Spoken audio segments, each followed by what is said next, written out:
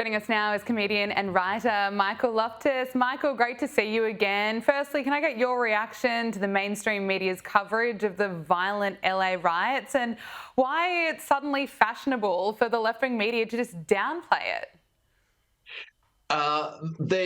First of all, it's great to be back with you, and thanks for that lovely birthday gift you sent. Oh, that's right. Happy birthday from Down Under. That it's coming. It's in the mail. The media here is just in complete and total denial of reality. Like there can be a car on fire in the background. They're like mostly peaceful. It's mostly. I think their actual arm could be on fire. And be like, you know what? That's a good skin treatment.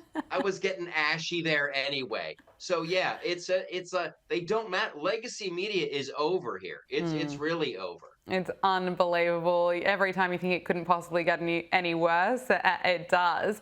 And Governor Gavin Newsom and LA Mayor Karen Bass, well, they were also suggesting that LA was under control. They had it covered while, of course, LA was essentially burning. And they've been blaming Donald Trump for all the chaos in LA, while Gavin Newsom has been trying to emerge as the strong leader of the Democrats as he eyes off the presidency in 3 years' time. But actor Mel Gibson has spoken out, blasting the governor and the mayor, rightfully so, for their disastrous leadership. Gavin Newsom and Karen Bass have already proven their incompetence and poor leadership during the Los Angeles wildfires. Now, as we experience rampant lawlessness and civil unrest, it's never been more clear they're unable to respond effectively and responsibly during calamity. Whether it's sheer incompetence or outright malevolence, the reality is stark. California's in a state of turmoil, and I ask my fellow Angelenos, why are Gavin Newsom and Karen Bass still in office? How much more of their destructive decision-making masquerading as leadership are we going to tolerate? He's absolutely correct. I loved every moment of that, and I need to do that now too. I want to be on your show, but with my arms crossed and very, very serious. I wonder where he filmed that, because he wasn't in his own house, because his house burned down. This is personal with Mel, and it should be personal to everybody in Los Angeles. I lived there for decades. I would be furious with Gavin Newsom.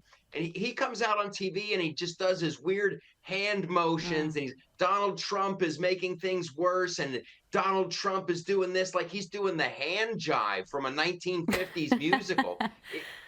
It's not going to cut it. And good for Mel for standing up for everybody in Southern California. Absolutely, and for so many of those residents in LA that lost their homes, that experienced the catastrophic wildfires earlier in the year, and then they're seeing more chaos in LA. And Gavin Newsom and Karen Bass just blame Trump for it. I think a lot of people can see through it, and it'll be interesting when the next election is held. But it seems like some Democrats are not coping too well. Many of them took to the streets to take part in this No Kings protest over the weekend, and judging by this protester in Philadelphia, well, it was a lot of fun.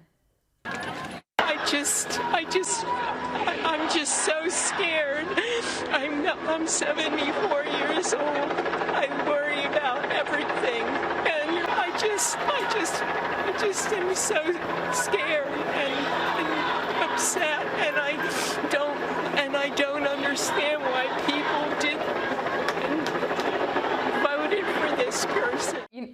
I look at that and I feel sorry for her, and I just want to blame the Democrats and the mainstream media, because they have just drilled so much fear into this woman and so many others. But someone needs to tell them they're going to be okay. Democracy has not ended, and guess what? They have a president. They don't have a king.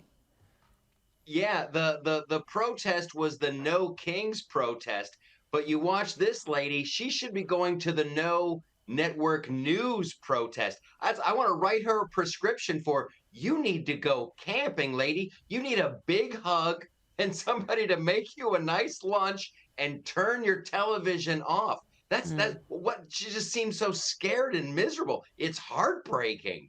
Yeah, it is. And that's the result when you're constantly told that you have a dictator in charge and the democracy is ending and your rights are getting taken away.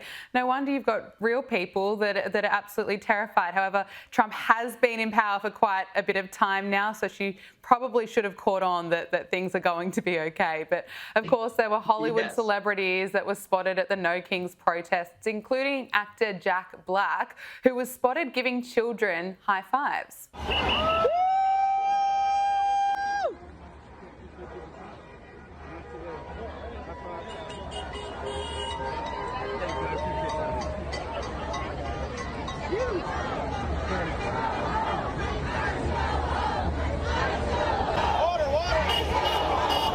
Yeah, I really don't know how I feel about children attending these protests. Is that really going to help the cause, having Jack Black there and giving them high fives? It's not. It really isn't. It makes you worry about Jack Black. But he did something that was so smart. He left his headphones on. So if everybody's like, whoa, Jack Black was at a protest, that's no good. He can be like, I had no idea. I was listening to Depeche Mode. He has plausible deniability. Now, here's what I want to know. What was in his backpack? That was a heavy backpack. I don't think that was full of carrots. I think Jack Black is cheating on his diet. He's out there pretending to protest and eating ding-dongs. He needs to come clean with America.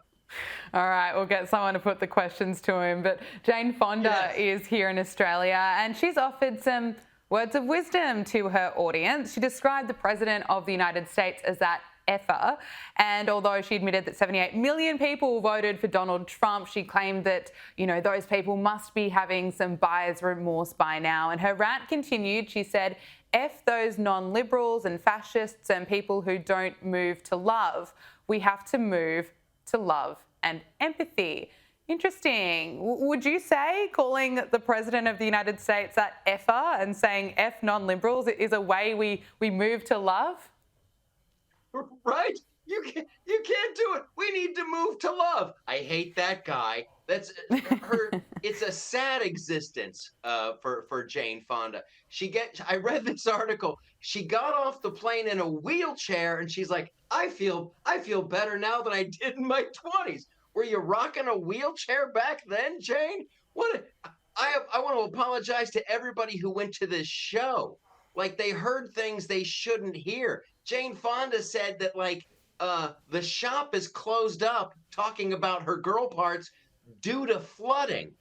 Those people are going to need, psychiatric help with that imagery. I don't want that in my head.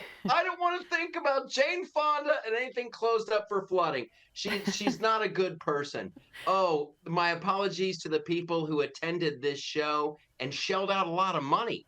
She made $300,000 to go to a beautiful country and just drop a couple F-bombs and talk about how she can't control her bladder. That's not movie star behavior. Look, you might need to help out Tampon Tim at the moment. He was asked a very simple question that he just could not understand. What is a woman? What is a woman is the question. I'm not sure I understand the question. Every time I look at it, it's amazing. He has no idea. He's had so much time. You'd think he'd come up with some kind of answer, and he's got nothing. He doesn't know. I don't think he really knows. He doesn't know. But whatever we do, keep him away from Jane Fonda. Look, finally, it was 10 years ago to this day that this happened.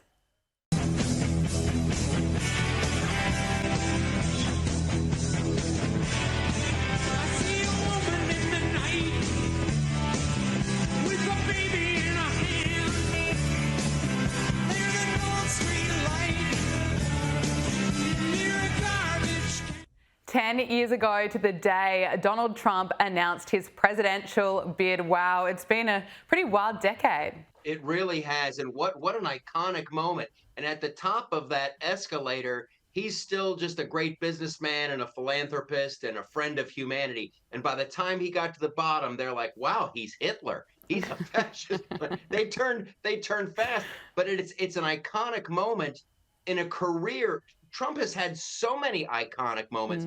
Even when the assassin bullet took his ear, like, and then he brings his fist up and he's like, fight, fight, fight. This guy's had more iconic moments. If I was Trump after a bullet had hit my ear, I'd never give a speech with my head in one spot at the same time. I'd never stop moving. Yeah, he's absolutely incredible. That was an iconic moment for sure, but should not have happened. Comedian and writer Michael Loftus, thank you so much for joining us and speaking to us here on Power Hour. Thank you, and I hope you get my birthday gift to you.